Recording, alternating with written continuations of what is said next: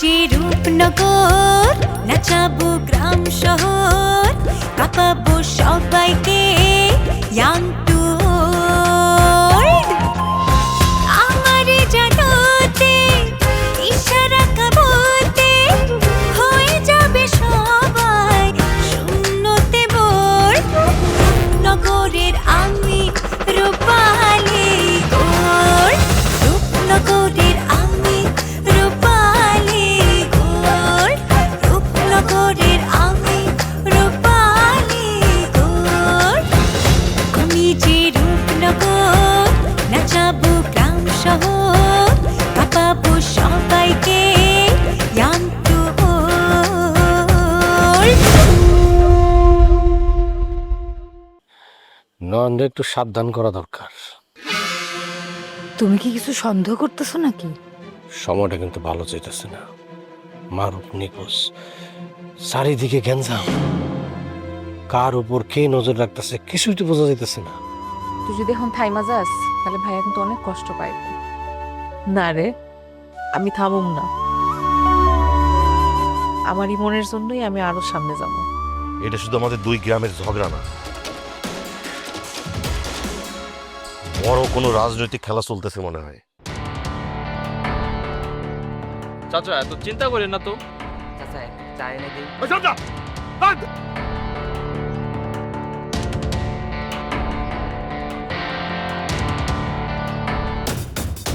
Phone ধরস না, বারবার phone দেয়, ফোন ধরস না। চাচা যে মোবাইলটা সাইলেন্ট করা আছে আর খেয়াল করেন এর লেগে ফোনটা কেন খেয়াল করস নাই? খেয়াল করস নাই কা? আমার দুঃসময়, ওর পোলা নাই আর তুই ফোন ধরস না। চাচা চাচা একটু একটু শান্ত হন চাচা, একটু শান্ত হন।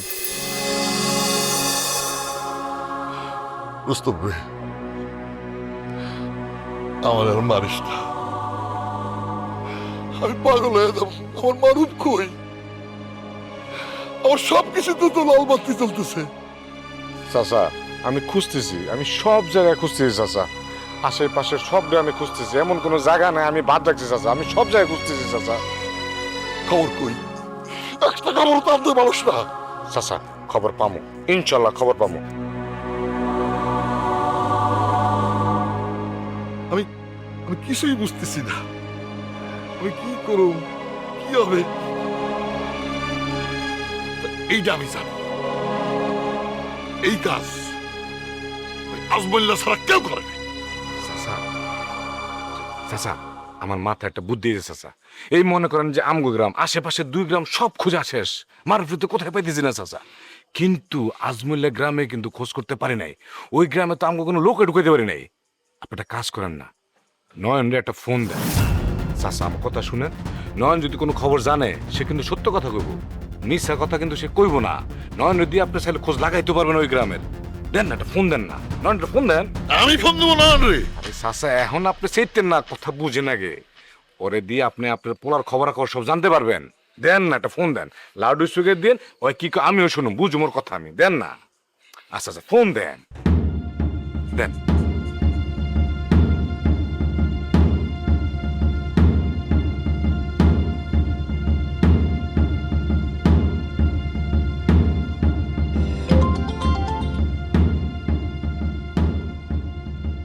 আসসালামু আলাইকুম।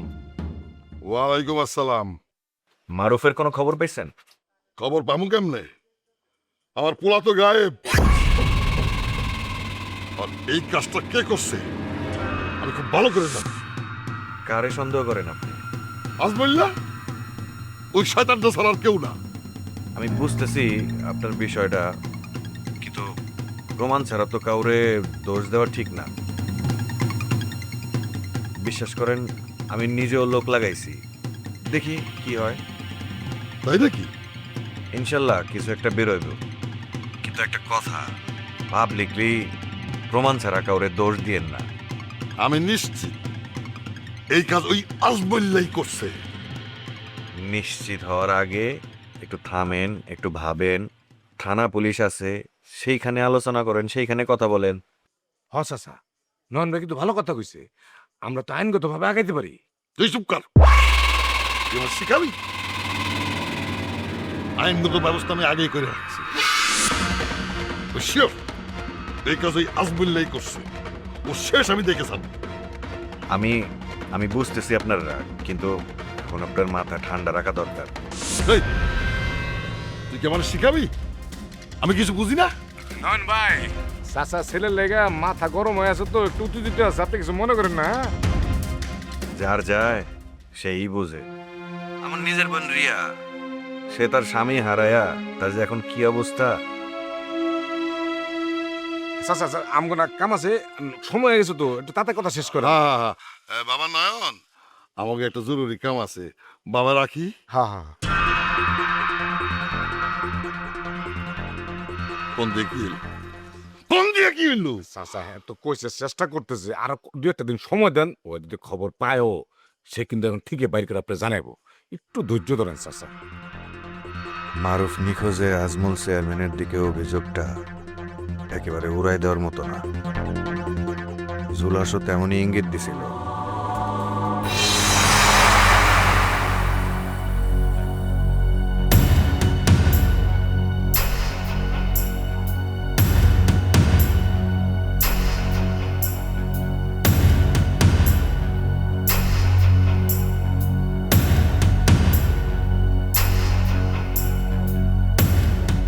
তানহা, ও বাবা, বয় বয়। তোর পড়ালেখা কেমন চলতেছে? এই তো মোটামুটি ভালোই। মোটামুটি ভালো করলে তো চলবো না। মোটামুটি কোনো জিনিস আমি পছন্দ করি না, হয় ভালো না হলে খারাপ।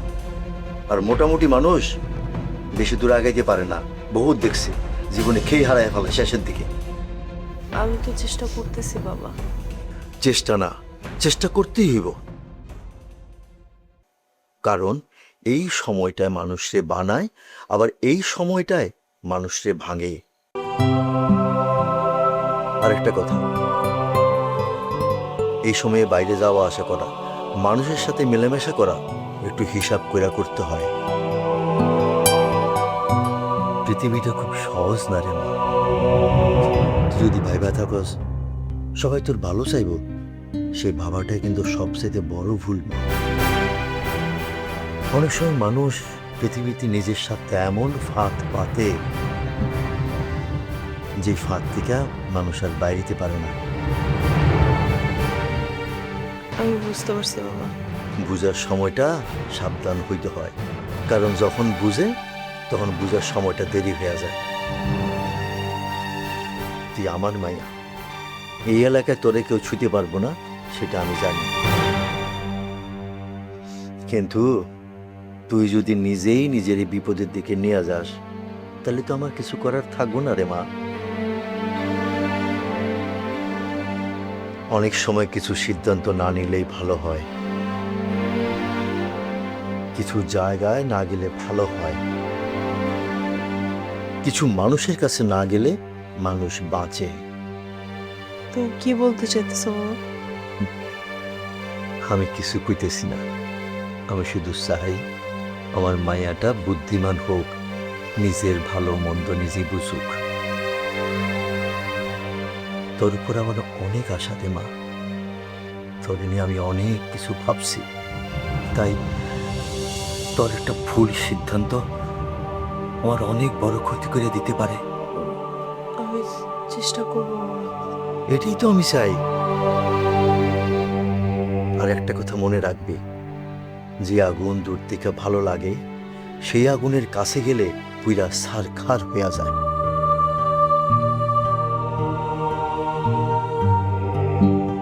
আজে বাজে চিন্তা বাদ দিয়া পড়াশোনায় মন দে মা।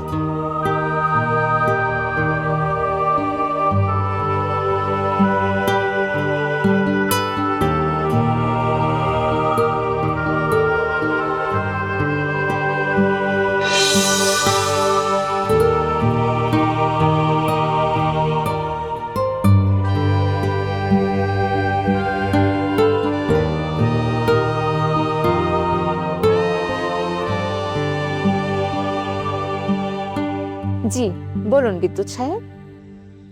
এই সাহেব ডাকটা বাদ দিতে পারলেন না? না, কেমন আছেন? আছি ভালোই, আর আজকা তো আরো বেশি ভালো লাগতেছে। তাই নাকি? তা ভালো লাগে আর কারণটা কি? জানেন, আজকে শহরের বড় ব্র্যান্ডের প্রতিনিধি আসছিল আমাদের গ্রামীণ নারী উদ্যোগে। তারা আমাদের প্রোডাক্টে ইন্টারেস্টেড। তারা নাকি সামনে ওয়ার্কশপ করাইবো, আবার চাইলে তারা কাজও দিতে পারে। বাহ, এটা তো বিশাল ব্যাপার। কংগ্রাচুলেশনস টিয়া, আপনাদের জন্য সত্যি আমার খুব ভালো লাগছে। ধন্যবাদ। আপু তো খুশিতে পারে না কাইন্দে দিতে। মনে হইতেছে অনেক দিনের দুঃখ সব বিদায় হয়ে গেছে। কষ্ট করলে ফল আসে, আর আপনারা যেভাবে লড়ছেন দেখবেন আপনারা একদিন অনেক দূর পর্যন্ত যাবেন। আর শুনুন, রিয়া আপুকে আমার সাধুবাদ জানাবেন। জি জনাব। আজকে অনেক দিন পরে এরকম রিয়াপুরে হাসতে দেখা পুরো ঘরটাতে কেমন জানি আনন্দ ছড়াই গেছে। সত্যি রিয়া আপুর উপর দিয়ে যে ঝড় গেল, উনি শক্ত মানুষ বলে এভাবে ঘুরে দাঁড়াতে পেরেছে। বাই দ্য ওয়ে, আমাকে কিন্তু আপনার এর জন্য ট্রিট দিতে হবে। অবশ্যই, কিন্তু এখন যদি আপনারে আমি ট্রিট দেই তাহলে এটা আবার একটু বাড়াবাড়ি হয়ে যাবে। আগে ছুটি তো হোক। জো হুকুম, বিরিয়ানি খাওয়াতে হবে কিন্তু। ইনশাল্লাহ হইব, কিন্তু আজকে যদি আসতে পারতেন তাহলে কিন্তু আমার হাতের বিরিয়ানি খাইতে পারতেন। জানেনই তো, পুলিশে চাকরি করি, আমাদের কোনো টাইম টেবিল নেই, 24/7 জব। কখন যে কোথায় থাকি সেটা নিজেও জানি না। শেষ যে কবে মায়ের হাতে বিরিয়ানি খেয়েছি নিজেরও মনে নেই। এই যে দেখুন, এখন জাহিদ সাহেবকে একটা খবর আনতে পাঠিয়েছি, তার জন্য থায় দাঁড়িয়ে আছে। কখন আসবে নিজেও বলতে পারছে না। আপনি এক কাজ করতে পারেন, আপনি নয়ন ভাইয়ের সাথে কথা কবেন এইটা বলেও তো আপনি আসতে পারেন। এভাবে হুট করে একটা বাহানা বানিয়ে চলে আসা কি এত সহজ? শুনেন, সম্ভব করলেই সম্ভব হয়। সবকিছু তো নিয়মে চলে না, কিছু কিছু জিনিস অনিয়মের মধ্যেও করতে হয়। আপনার কথাগুলো অনেক সময় নিয়মের চেয়েও বেশি শক্তিশালী মনে হয় জানেন। এইসব বললেন না, এইসব শুনলে মনে হয় যে চাপা দিতে।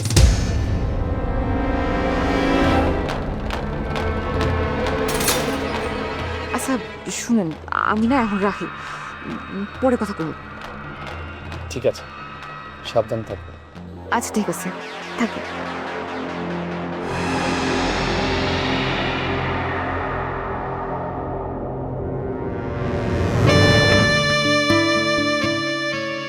আমার বড় ভাই রুস্তম ভাই যে টাকাটা আপনার কাছ থেকে নিয়েছে, হ্যাঁ, সেটার সঙ্গে যদি সুদ বাবদ 50,000 টাকা যোগ কইরা আপনার এই টাকাটা দিয়ে দেয়, তাইলে হিসাবপত্র সমান সমান হয়ে যায় না? সবার লিগে সুবিধা হইলো।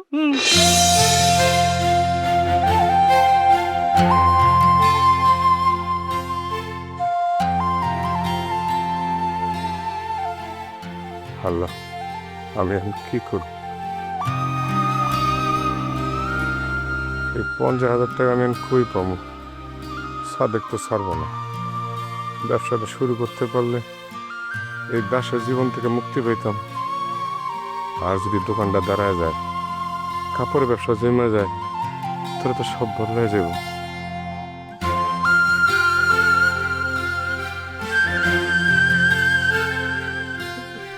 কিন্তু আমি আপারে কেমনে কষ্ট দিন?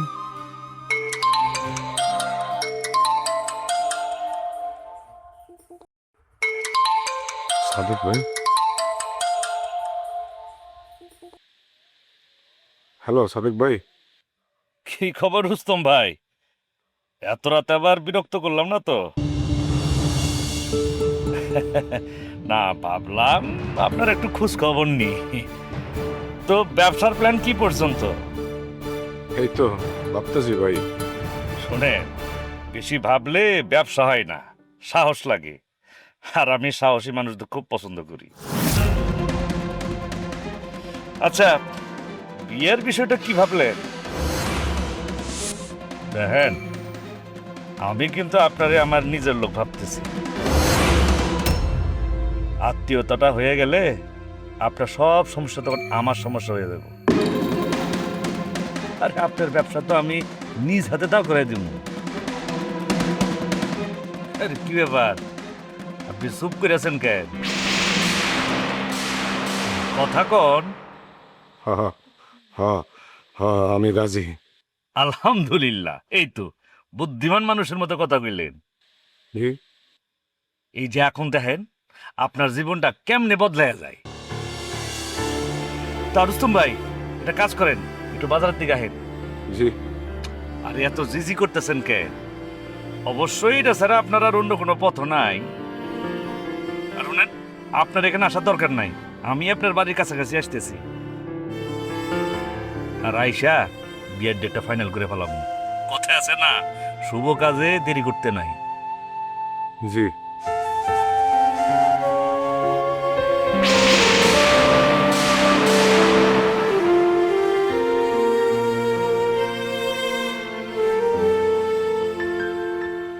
আপা, আমি আসলে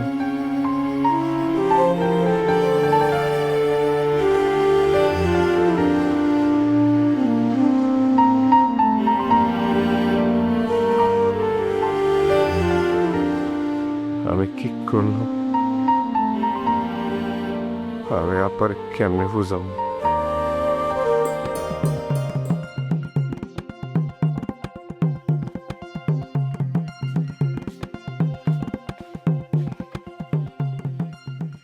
আপু, একটা কথা কই।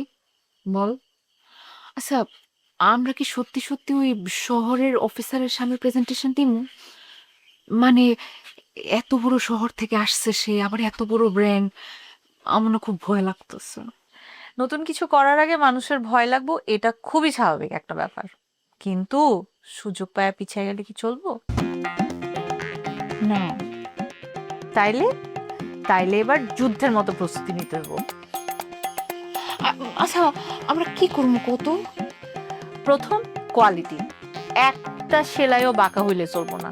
সুতা, কাপড়, ফিনিশিং সবকিছু একদম নিখুঁত হইতে হইব। কারণ কি জানোস, শহরের মানুষরা হাতের কাজ খুবই পছন্দ করে, কিন্তু এইসব হাতের কাজে একটা ভুল হইলেও তারা কিন্তু ছাড় দেয় না। আর দ্বিতীয়টা হইলো কি জানোস, আমরা যেদিন কমো যে আমরা ডেলিভারি দিব, মানে আমরা ওই দিনই ডেলিভারি দিব। ওই যে আইস না কাল, কাল না পরশু, এই সব কাজের অজুহাত দাও কিন্তু যাবো না। মানে লাইকির মতন। লাইকি দেখছো না, কাজ কাম সব ফালায় আজকে সারাদিন টিকটক করতে হইব। আর শেয়ারি, শেয়ারি তো একবার যদি গল্পে বসে যায় তাইলে তার আর কাজের কোনো খবর থাকে না। আচ্ছা আপু, ভালো কথা মনে পড়ছে, ওই যে বনগ্রামের যে খালাগুলো আইলো, ওগুলো যদি আমরা কাজে নেই তাহলে তো কাজের আরো চাপ বাড়বো, তাই না আমগো? আর সেজন্যই তো প্রস্তুতি দরকার। আমি কি ভাবতেছি জানোস, খালাগো আগে ট্রেনিং দেবো, কোন ডিজাইন কেমনে করব, কালার, কম্পোজিশন, ফিনিশিং সবকিছু আগে ট্রেনিং দিয়ে সেট করব। আর যদি খালারা ভুল করে তাহলে কোনো ধমক না, সুন্দর মতো বুঝাইতে হবে। তুই না আসলে অনেক দুশ্চিন্তা করো আপু। দুশ্চিন্তা না করলে কি দূরে যাওয়া যায়? কিন্তু তুই নিজে একলা এত চাপ নিস না, আমরা সবাই আছি, তুই সবাই কাজটা ভাগ করে দে। চাপ না নিলে কি হইব রে টিয়া, এখন তো আর শুধু নিজের জন্য চিন্তা করি না, গ্রামের এতগুলা মাইয়ার দায়িত্ব, এতগুলা স্বপ্ন আমার উপরে। মাঝে মধ্যে ভয় লাগে জানোস, যদি ব্যর্থ হয়ে যাই। একদমই হবি না। ব্যর্থ কেন হবি? তুই নিজে আসিস, সামিহা আপু আছে, নয়ন ভাই আছে, আমরা সবাই আছি। জানোস, আমার সামিয়ারে এখন খুব দরকার। ওর মাথা ঠান্ডা, প্ল্যানিং খুব ভালো করে, আর তাছাড়া নয়ন ভাই ওর কথা সবসময় কয়। সামিয়া আপুর আর একটু সময় বেশি দেওয়া দরকার আপু। আচ্ছা শোন, কালকে থেকে কিন্তু নতুন প্ল্যানিং করুম কাজের, ঠিক আছে? তুই হচ্ছে গিয়ে অর্ডারের হিসাব রাখবি, আর লাইকি আর শেয়ারি হচ্ছে ডিজাইনের হিসাব রাখবো, ঠিক আছে? আদুরি প্যাকেজিং, আর আমি ক্লায়েন্টার ট্রেনিং দিব।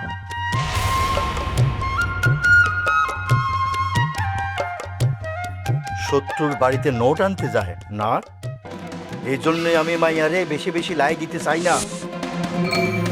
আজকে নোটের কথা হয়ে গেছে, কালকে অন্য কারণ দেখা যাইব। এইভাবে শত্রুর বাড়িতে যাওয়া কি কোনো বুদ্ধিমানের কাজ? দায়িত্ব না চাচা, দরকার। গ্রামের চুরি ডাকাতি বাড়তেছে, এগুলো দেখার জন্য আমি আছি, তোমার তো দরকার নাই। আমরা খারাপ কিছু করতেছি না চাচা, গ্রামের ভালোর জন্যই করতেছি। ভালো মন্দ বোঝার দায়িত্ব আমার, তোমার না। জানো তো, বেশি নাক গলাইলে নিজের নাকটাই থাকে না।